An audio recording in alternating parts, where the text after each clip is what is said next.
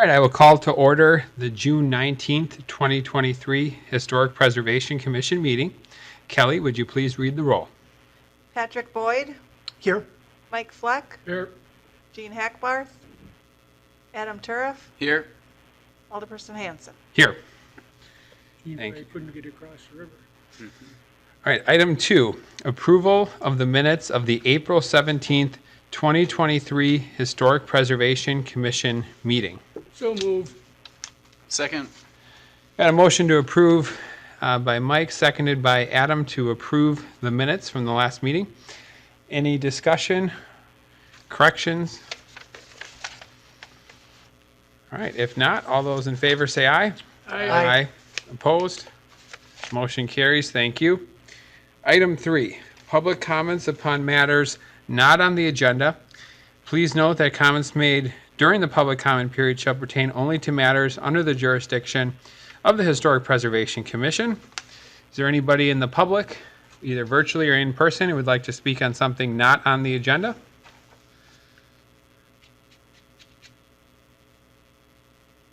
It does not appear so. One last chance. Anyone in the public like to speak on something not on the agenda? All right. And then while we have a moment, Peter, do you want to introduce our newest member, Patrick Boyd? Sure. Our HPC at this point was short 2 members. Our newest member joined the team a couple of weeks ago. Patrick was appointed, Mr. Patrick Boyd, who will now be joining us as a citizen member of the team. Awesome. Welcome, Patrick. We're really glad to have you on here. Looking forward to it. Yep. Thanks. Yep. And then also, Peter, do you want to give a quick update on the property on North Broadway that was recently delisted from the Historic Register? Sure. At last meeting, or perhaps a couple of meetings ago, we talked about the property out at North Broadway. I believe it's 106 North Broadway that had that burned down in the fire. It was historically designated. We went through the process just before COVID hit to have that property delisted. It finally has worked its way through that process with the State Historical Society to be approved for delisting. You may recall there were 2 other residential properties. The Wisconsin Historical Society will not be considering those because they are part of larger historic residential districts, and they won't take individual properties like that. All right. Thank you, Peter. Mm-hmm. All right. So moving on to item 4, discussion about a recently completed 2023 project, review of Historic Preservation Ordinance for user-friendliness when used by Certificate of Appropriateness applicants. So this was a project by Adam and Gene. Peter, you want to kind of kick it off? Sure can. Congratulations to Adam and Gene for completing the first project of our 8 or 9 on the list to be completed for the year. So they get the award for being done first. This is a project where they took a look at the Historic Preservation Ordinance to see if it was understandable and clear enough for the general public to kind of get a grasp of what they were looking at when filling out a Certificate of Appropriateness application. The goal was not to change the Certificate of Appropriate application, but to actually make sure that it sings properly with the ordinance. They did have one significant recommendation, and that was to make it cleaner and easier to understand when somebody does not need to fill out an application. So what we did, and you can see that on the right side of the screen, we are in the process of creating a new version of online applications so that you don't fill out paper anymore. You will just fill it out on the screen, and it automatically sends to me to share with you. There's one part where it asks the basic yes or no question. Does the Certificate of Appropriateness require a building permit? That's what we added based on Adam and Gene's suggestion. If you answer yes, you can kind of see right here, it goes on to asking traditional questions that you would be asked while filling out an application form, like what historic district are you in? And then you just check the box and it goes on asking the next question. If you check no, that means that you're aware that no building permit is needed. that means you shouldn't be filling this form out. So what you see here at the kind of that bottom corner of the screen, this is what pops up on the screen. A certificate of appropriateness review is not required. So instantly somebody filling out the application knows to stop and call me to see if they're filling out the right form. Very good. Anything you'd like to add, Adam? Just that when Gene and I sat down, well, he's here now, right? So when Gene and I sat down, he and he can probably speak to it. He started to complete the form, then realized he didn't need a building permit. That Okay. the form wouldn't be required. So Yeah. simplest, let's put that question up first. Yep. And, at this time, they're moving everything online, so this drop-down menu and everything works really, really well. So. Yeah, and this question is asked very early in the application form. So, but beyond that, I think everything else that was on there was appropriate, and I think really our review comes to the point where if it's street facing, right, and the building permit is required, but obviously the simple question is asked up front. Anything you want to add, Gene, about the Certificate of Appropriateness application? Yes, and you probably mentioned it already, Adam.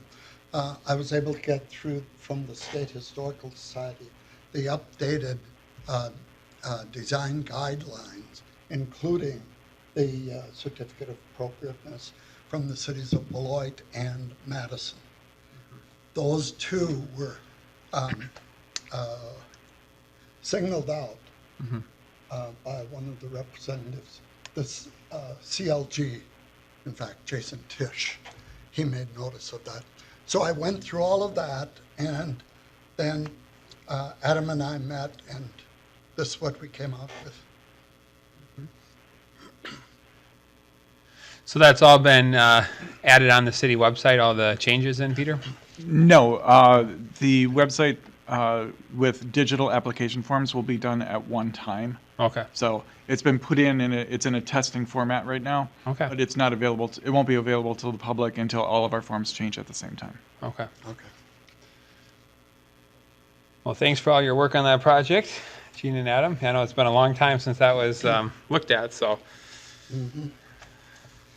And let me just also point out, Jonathan, based on my experience of looking for some home improvements that included window repairs of the original windows, not replacements, but window repairs, as well as roof replacement. Both of those items did not, I checked with the city to find out if those required a building permit, and they did not. So the application for certificate of appropriateness was not applicable in my instance. In your case, okay. So yeah, and then also just note for those who might be watching, this only applies for properties on the local historic register. So properties that are only on the national or state historic register do not have to go through this process. But, all right. All right, well, moving on then to item 5. Consideration and possible action on the proposed educational/city heritage program for an HPC member-driven public announcement about the virtual historic walking tour presentation update by myself and Mike Fleck. Can you pull up the website, Peter, by chance? Or you already you already have it? Yeah, so that works great. This is not an operating, it's just a snapshot of it. Yeah, right. But all right, so this is a project that we started last fall, and we, as you've heard from previous meetings, finalized a list of locations. We got information from each of the sites, and then we also got photos for each site, both contemporary photos and historic photos. Actually, Peter, if you do want to pull it up, I'm sorry, just so I can kind of show like an example. So yeah, there was a link then in the packet for where it's housed. So it is housed on Definitely to Peer's website, which recently went through a revamping. whole new platform, rebranding and everything. Now, the problem that we've had is, well, first we were thinking about doing a kind of like we'd pick a place like the library or somewhere inside, and we'd have the public come and we'd kind of show them how this works.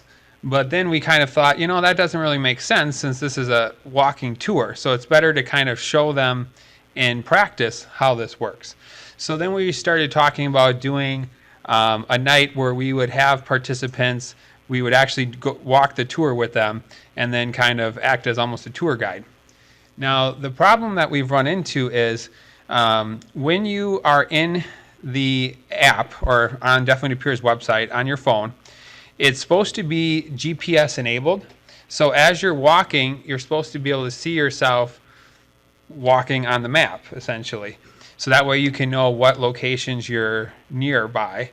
And it's supposed to be kind of updating your location in real time as you're walking. Now, unfortunately, that GPS capability is not working.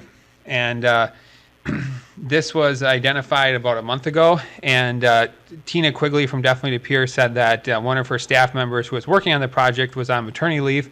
They've also been very busy with all the summer programming they do.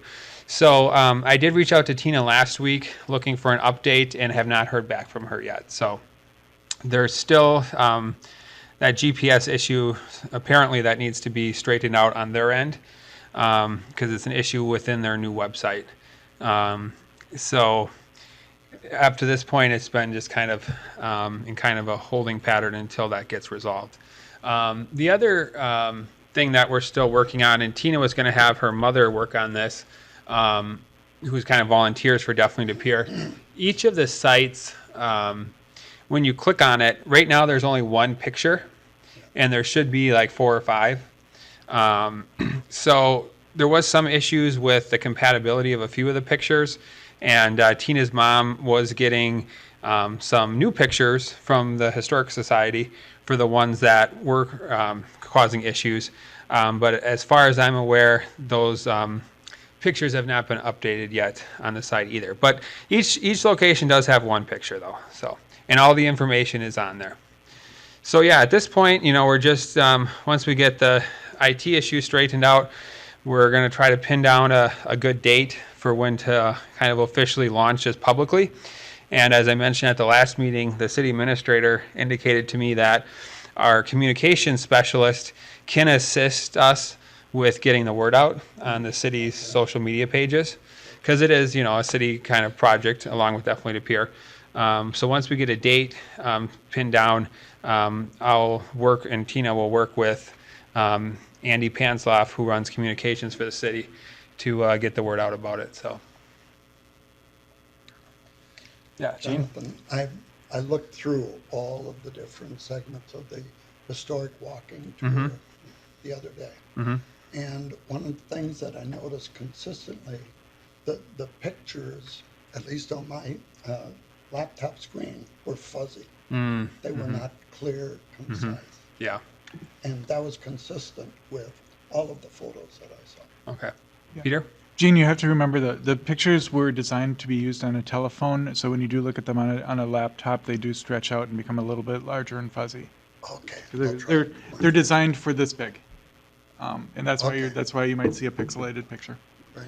Thank you. Yeah, to your point, there were a few pictures that did have dimension issues too, and so they weren't uploaded. So, Yeah. yeah. Okay. Peter, do you have any other updates on this, or? I do not. Okay. All right. So number, Is this just going to be for city people, or is it going to be for visitors too? The walking tour is designed to be used on a telephone, so anyone with access to a telephone that's hooked into the internet or Wi-Fi is capable of using the tour. They do not even need to be in the city to use the tour.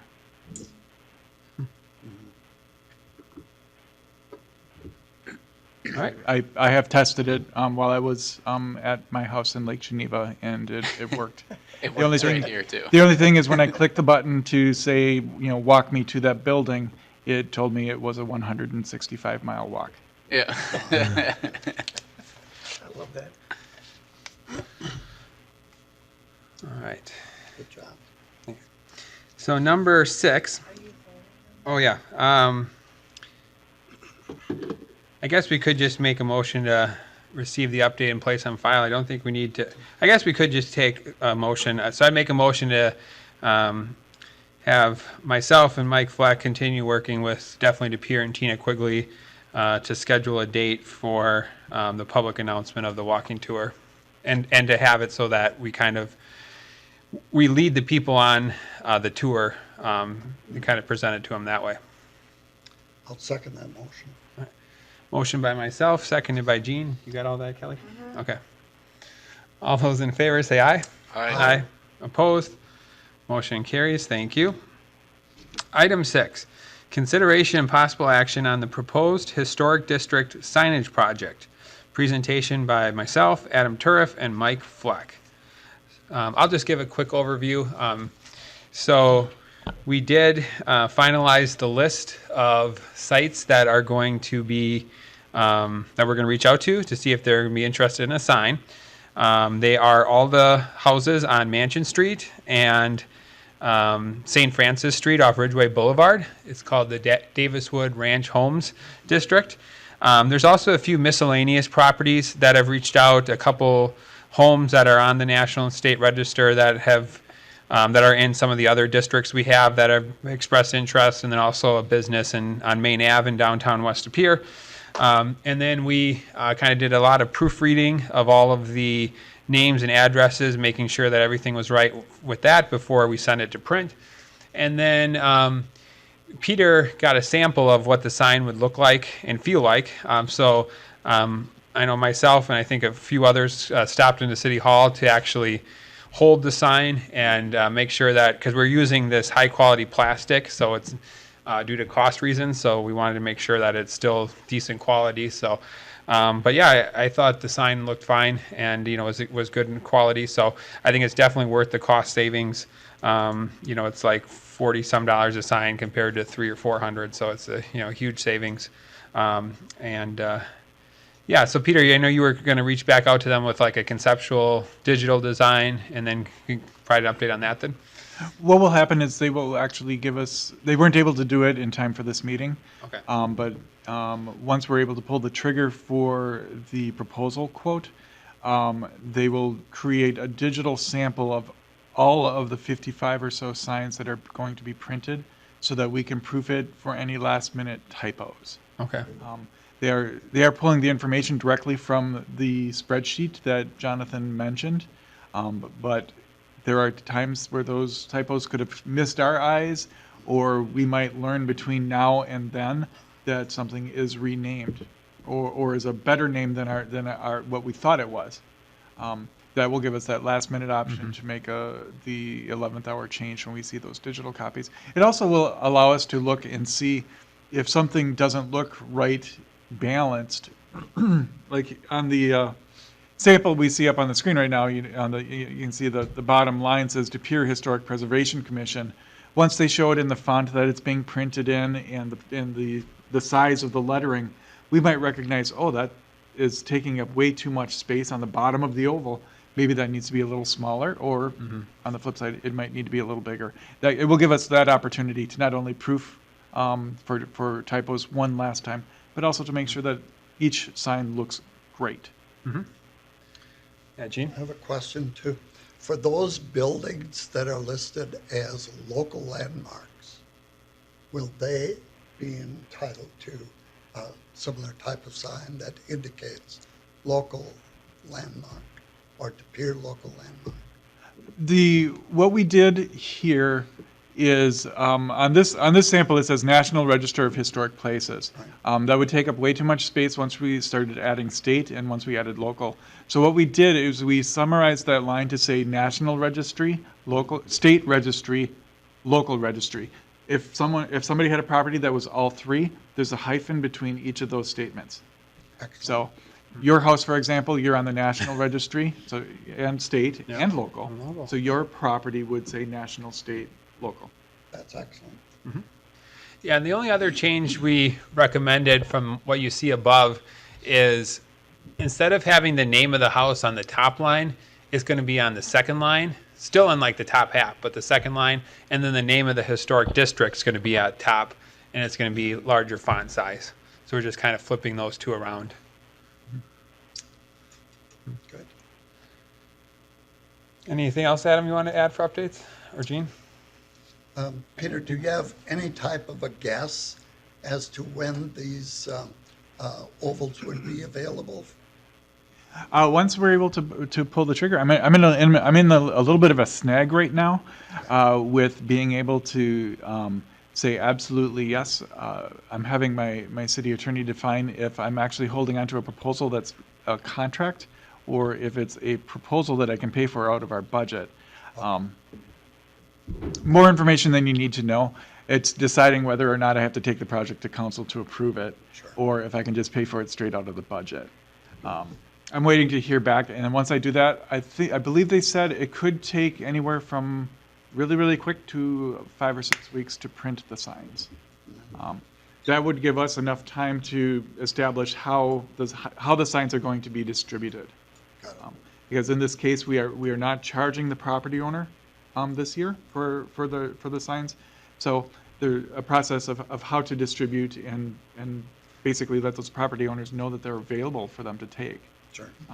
My other question was going to be, did we chat on installation at all? We did not. That was the next big piece of it. Yeah, so like Peter mentioned, and you can kind of elaborate more on this, Peter.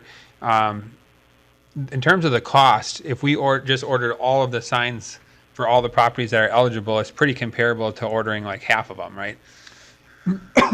Yes, I did actually talk directly with my contact from the sign company.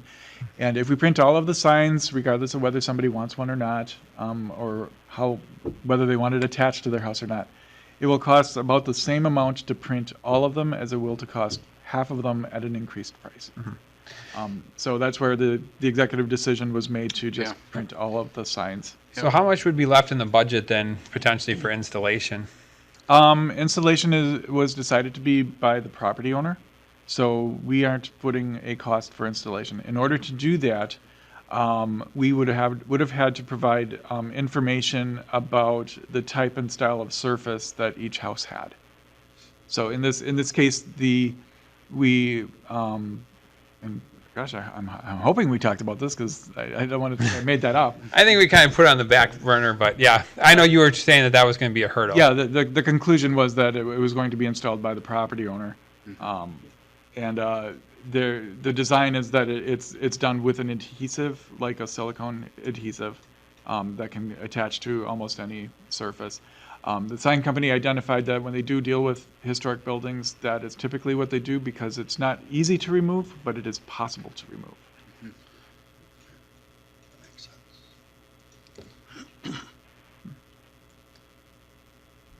Or the historic walking tours, I could go and stand on the west side of North Broadway right now, and I could sit and tell them who built the building, who, when it was built. Well, everything's up there. I mean, it's marked in stone. So you tell them that, and a lot of them are my relatives that built them anyway.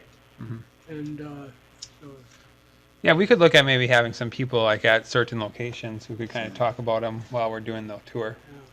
So, so yeah, I don't know, Peter, how hard do you think it will be for the property owners to install them? And do you think some of them might not install it then because they're afraid of, the logistics of it? Some could be, and that could be part of perhaps our second educational program, is running a session on how to properly install this on your house with various surfaces. In order to preserve or identify that Wisconsin Historical Society does not frown upon you putting this placard on your house because of what it is identifying. how is it attached? Screws or? A silicone material that attaches it pretty tightly to the And I have house. It drilling would be, it's holes pretty in it. difficult to pop it off, but it is possible. You said there's not going to be any holes, right? No, no. In the past, when they've dealt with these signs, the preferred way is with something that is not a screw because that creates damage of some sort. And the silicone also allows for a variety of surfaces, whether it is a vinyl house, wood house, or brick, or some other masonry. It can be attached to all of those surfaces. Okay.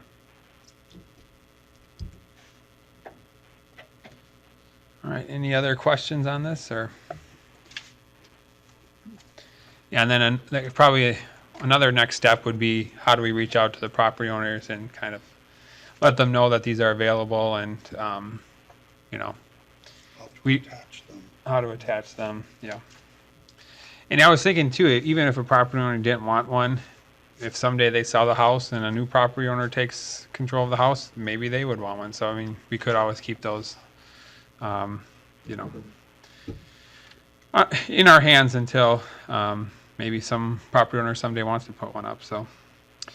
Okay. In terms of a motion, Jonathan, you can receive and place on file. yeah, I think That would be that'd the best probably be one. best, yeah. I'll make a motion to receive the update and place on file. Second. All right, we got a motion to receive the update and place on file,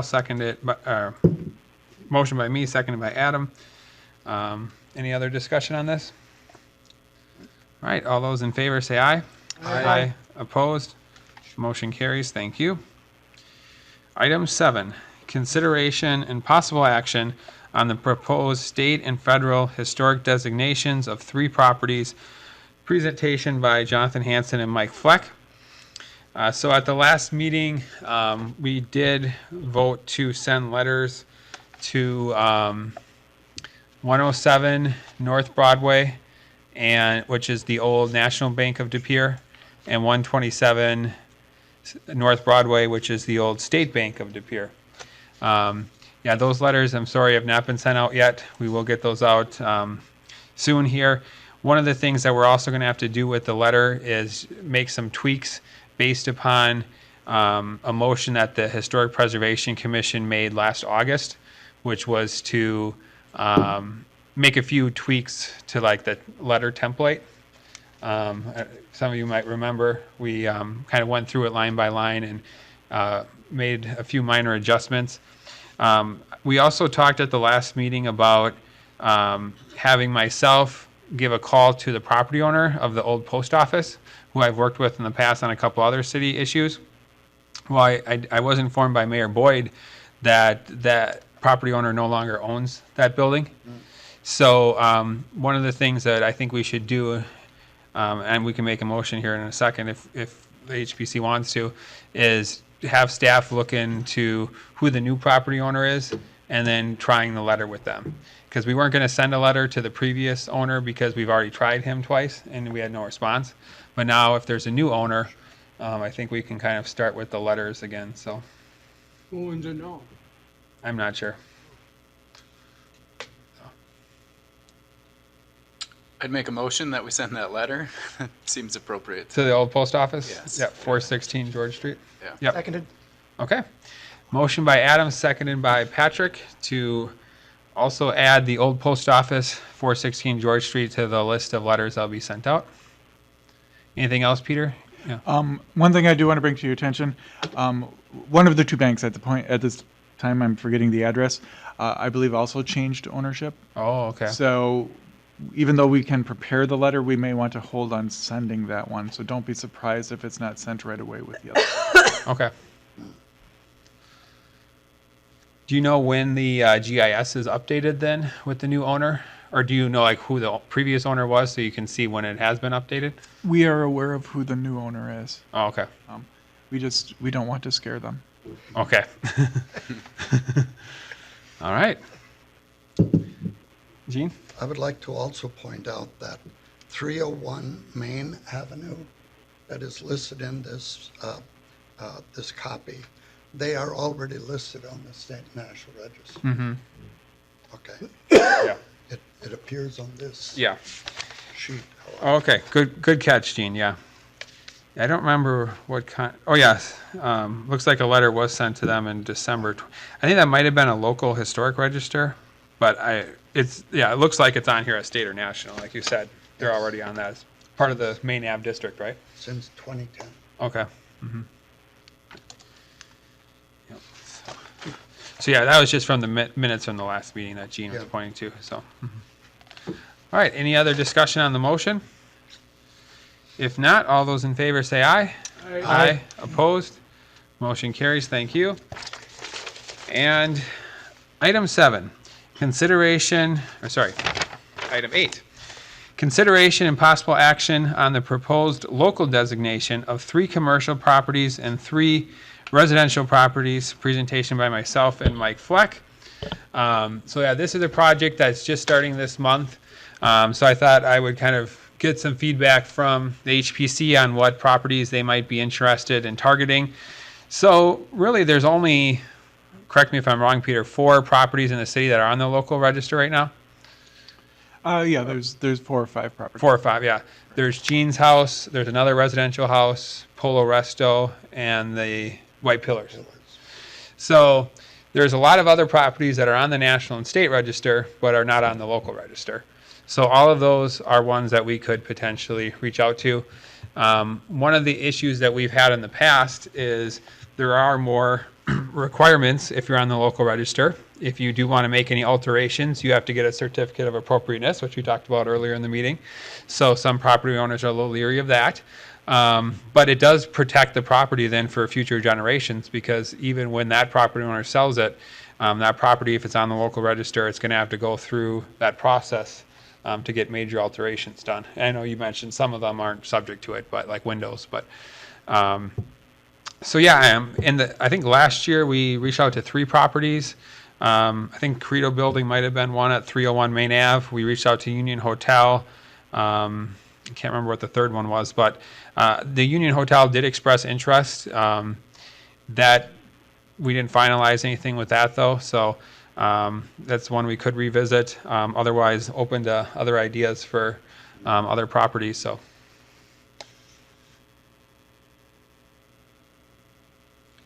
I'm thinking of the old library. Mm-hmm. On the 300 block of Main. Mm-hmm. I don't know who the owner of that property is, but again, it would be a hallmark building Yep. within the city. Mm-hmm. Yeah, I think it would be a great addition to the local register. That's obviously one of our most historic, cherished buildings, and I think the current property owner's done a good job kind of maintaining it, and but it wouldn't be nice to have that extra protection. So yeah, I like that. Other ideas or? I mean, it may be as easy as going through the historic walking tour. That's a good point. Right. Yeah. Right now and use that indication of, hey, you're on here now. Do you have any interest? Yep. So almost every building we have identified in the tour, right, could be eligible for a letter. And within that letter, notifying them, because I'm assuming they're aware that they're on a walking tour already. I do not believe I so. don't know. Right? Yeah. So possibly, right, however many are on here, 15 or 20. Mm-hmm. Peter? The list of getting passed letters for state and federal, these properties came from lists of being passed designations. So every one that is on the walking tour is already state and federal designated. So Correct. So they would be To be familiar. local, right. Yeah, so they would be Right. familiar with the process. Yep.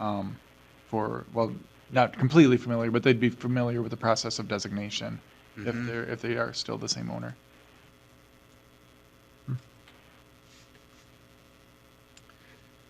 I guess, Mike and I could always continue the conversation on this and kind of report back at the next meeting.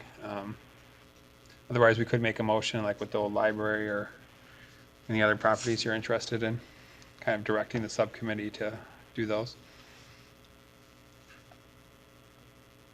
Yeah, I would move that. Let's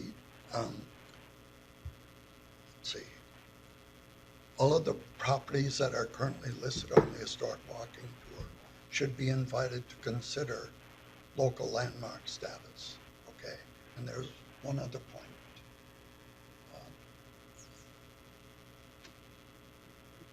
Let's leave it at that. Okay. That's my motion.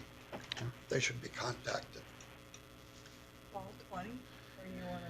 Yeah, the only other thing though is staff was recommending focusing on 3 commercial, 3 residential, I think just because of the workload. We're gonna comment Yeah, on that, part Peter. of that is I'm sorry to interrupt you, Jonathan. Part of that is workload, and part of that is, as part of this offer, in order to get somebody to say yes, we want to kind of hold their hand through the process. Right. If 20 say yes, that could be a really big job that I would not be able to keep up with. That's why the target is to ask for 3 and 3 in hopes that half of them say yes, and then we would have 3 to carry through. And that's actually what I put up on the screen right now. In the proposed timeline that we have, what you see in the shades of green on the left side, is actually the timeline for the project, and the red stripe is where we are today.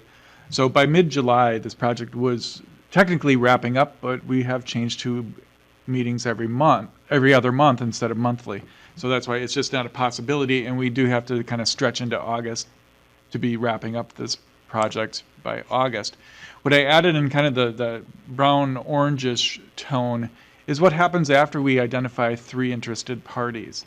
That's actually working with those parties those 6 parties, working with however many of them say yes, to get their paperwork in order to be able to come back for a recommendation from HBC to approve them. And then that would move on to council to approve them as historic properties. So that whole process would take us until about November, but the actual identification of whether these properties are interested or not is something that would happen probably within the next month, and then by August, you would be saying, yes, let's proceed with those properties. What you see is that kind of that thick black line between July and August. What we wrote into the budget as projects getting done by certain dates, that's the timeline for this project. But we understand that was assuming we had July meetings. So with that happening 2 weeks later in August, I don't think that's going to be devastating to the council when we present to them that we finished late. But I think you can definitely say like the 6 should come from the historic walking tour list. I think that makes sense. Those would all be commercial though, right? Yeah, that's true. I was going to say one thing you have to remember That's is the true. walking tour is commercial. Residential, you may need to use another source. Yep. And that's where the 2017 survey might be a good option.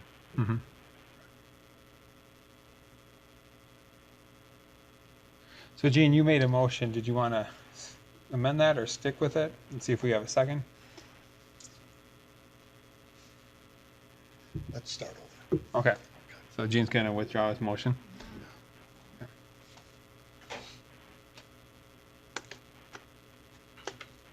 you know if the former St. Boniface building has been approached at all? For a local designation? Mm-hmm. I can't recall. I don't think any of the St. Norbert ones have. It's not part of it. It's not part of the St. Norbert College Historic District. Is it a standalone? No, it isn't. It's not at all. It's Not not at okay. But it's on the historic walking tour. Right? And it's historic. Yep.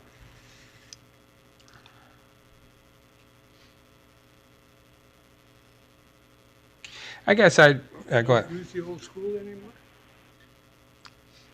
I was mentioning the church, which was on the walking tour. Okay. Mhm. I thought I saw kids running in and out of the school.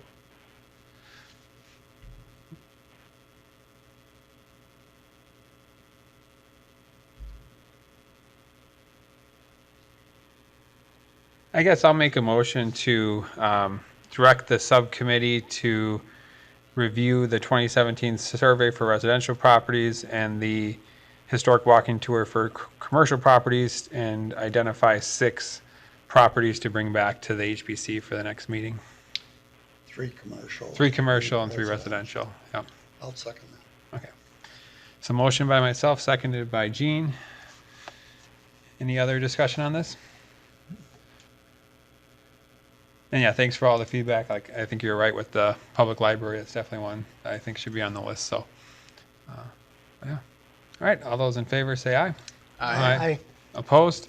Motion carries. Thank you. All right. I would entertain a motion to adjourn. Move to adjourn. Seconded. Motion by Mike, seconded by Patrick to adjourn. All those in favor say aye. Aye. Opposed? Motion carries. We are adjourned. Thank you.